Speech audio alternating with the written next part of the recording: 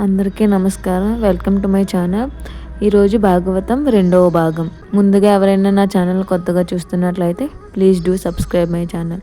మొట్టమొదటిదైన ఋగ్వేదమును పైలుడు అనే ఒక శిష్యునికి పూర్ణంగా నేర్పారు. దాని శాఖలకు పైలుడు ఆధిపత్యం వహించాడు. యజుర్వేదమును వైశంపాయనుడు అనే ఋషి తెలుసుకున్నాడు. సామవేదమును జైమిని పూర్ణంగా అవగాహన చేసుకున్నాడు. అధర్వణ వేదమును సుమంతుడు అనే ఋషికి తెలియజేశారు. ఈ 18 పురాణములకు రోమహర్షణుడు అనే ఒక మహానుభావుడికి నేర్పారు. ఆ రోమహర్షుని కుమారుడే సుతుడు. సుతుడు పురాణ ప్రవచనం చేస్తూ ఉంటాడు. పురాణ వాజ్ఞేయమునంతటినీ కూడా ప్రవచనం చేసిన వాళ్ళు సుతుడు, రోమహర్షణుడు అయితే ఒక్క భాగవతమును మాత్రం సుఖబ్రహ్మ చెప్పారు. సుఖబ్రహ్మ సాక్షాత్తు వేదవ్యాసుని కుమారుడు. ఆయన పుట్టుక చేతనే అపారమైన జ్ఞాన వైరాగ్యములు, భక్తి కలిగినవాడు. ఎంత వైరాగ్య భావన కలిగిన వాడంటే ఆయన మంచి నిండు యవ్వనంలో ఉండే రోజులలో తండ్రి గారు ఆయనను వివాహం చేసుకోమని అడిగారు. అప్పుడు ఆయన, నాకు వివాహం అక్కర్లేదు, ఈ లోకం అంతా దుఃఖభుష్టమైపోతుంది, నేను ఆనందంను అనుభవించాలి, అందుకని నేను బ్రహ్మైక్య సిద్ధి కొరకు తపస్సు చేస్తాను అని చెప్పి అరణ్యమునను పట్టి వెళ్ళిపోతున్నాడు. వెనుక నుండి వ్యాసుడు పుత్రుని మీద ఉన్న కాంక్ష చేత హా పుత్ర అని అరుస్తూ వెంట వస్తున్నాడు. శుకుడు ఓయ్ అనలేదు. అంతటా ఆత్మతత్వంను చూడడానికి అలవాటైపోయిన శుకుని బదులుగా వ్యాసుని అరణ్యంలో ఉన్న చెట్లను అన్నీ ఓయ్ ఓయ్ అని జవాబు చెప్పాయి. అంతటి బ్రాహ్మనిష్ట గరిష్ఠుడై యవ్వనమునందే ఒంటి మీద బట్టలు లేకుండా వెళ్ళిపోతూ ఉండేవాడు.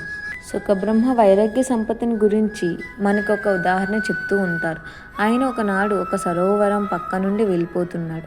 వెనక వ్యాసుడు వస్తున్నాడు. అక్కడ సరోవరంలో అప్సరసులు దిగంబరులే స్నానం చేస్తున్నారు.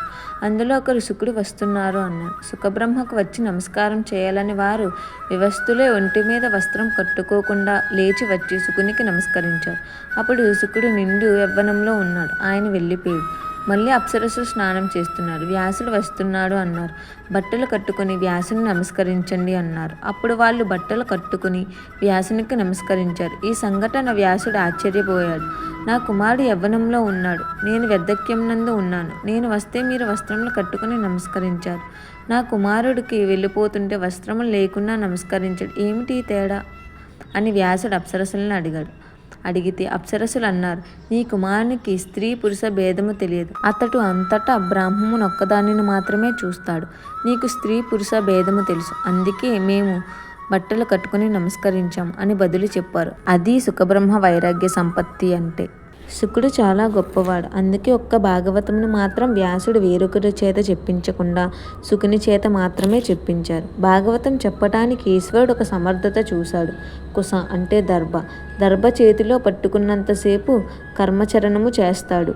కర్మచరణం ఎందుకు చేస్తారంటే కర్మ చేయగా ఇంటిని తుడుచుకొని బూజులన్నీ దులుపుకొని పండగ వచ్చే ముందు శుభ్రపడిన ఇల్లులా మీరు భగవద్భక్తితో కర్మచరణము చేయగా లోపల ఉండేటువంటి మనస్సుకు పట్టిన మాలిన్యము తొలగి ఈశ్వరుడు వచ్చి కూర్చునడానికి సత్కర్మచరణమును పూర్ణికతో సంతోషముతో చేయడానికి కావలసినటువంటి బుద్ధి యందు ఆనందప్రదమైన స్థితి ఏర్పడుతుంది. అప్పుడు దానివల్ల జ్ఞానము కలుగుతుంది. జ్ఞానము చేత మోక్షము కలుగుతుంది. అందుకని మొట్టమొదట కావలసింది సత్కర్మాచరణము. ఈ సత్కర్మాచరణము చేయడానికి అనేదానికి దర్భాలతో సంబంధం ఉంది. తిరిగేస్తే సుఖ అయినది అంటే ఇప్పుడు ఆయనకు కర్మాచరణము లేదు అనగా ఆయన కర్మాచరణము కావాలని మానినవాడు కాదు, ఆయన చేయడానికి కర్మ లేనివాడు, ఈ స్థితికి వెళ్ళిపోయినవాడు. ఆయన నిరంతరము బ్రహ్మమునందు రమిస్తూ ఉంటాడు. బ్రహ్మము తప్ప వేరొక వస్తువు ఆయనకు తెలియదు. ఎప్పుడు బ్రహ్మమునే చూస్తాడు, బ్రహ్మంతో కలిసి ఉంటాడు, బ్రహ్మమును పొందుతూ ఉంటాడు. ఇంత ఆనంద స్థితిని అనుభవించే వ్యక్తి శంకర భగవత్పాదులు. ఆయన కౌపీన పంచకము అని ఒక పంచకము చేశారు. అందులో అసలు కౌపీనము పెట్టుకున్న వాడంతా భాగ్యవంతుడు, ఈ ప్రపంచంలో ఎక్కడ ఉన్నారు అన్నారు. ఎందుకని? వాడు అన్ని విడిచిపెట్టి సర్వస్వంగా పరిత్యాగే ఈశ్వరుని పాదాభివందనము సేవిస్తూ తిరుగుతున్నాడు. అటువంటి వానికి ఇంద్ర పదవి లభించినా సరే దానిని తిరస్కరిస్తాడు. తనకు అక్కర్లేదు అంటాడు. ఇందులోనే తనకు తృప్తి ఉన్నది అంటారు. అటువంటి మహానుభావుడైన శుకుడు నిరంతరము ఆనందమును అనుభవించేవాడు.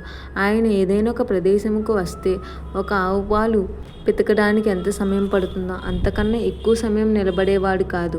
ఎందుకు? ఒకవేళ ఎక్కడైనా అంతకన్నా ఎక్కువసేపు నిలబడితే ఆ ఊళ్ళో ఉన్న వ్యక్తులతో తనకు పరిచయం ఏర్పడితే ఆ పరిచయం వల్ల ఇంతమంది తన మనసులో ప్రవేశించి వీరు ఫలానా, మీరు ఫలానా అని గుర్తు పెట్టుకొని వీళ్ళందరినీ లోపల పెట్టుకుంటే ఈశ్వరునితో సంగమము తగ్గిపోయి లోకములతో సంగమం పెరిగిపోతుందని ఆయన ఎక్కడ ఎక్కువసేపు ఉండకుండా తిరుగుతూ వెళ్ళిపోతూ ఉండేవాడు. అటువంటి మహానుభావుడు శుకుడు తనంతా తానుగా వచ్చి కూర్చొని 7 రోజులు భాగవతమును ప్రవచనము చేశాడు.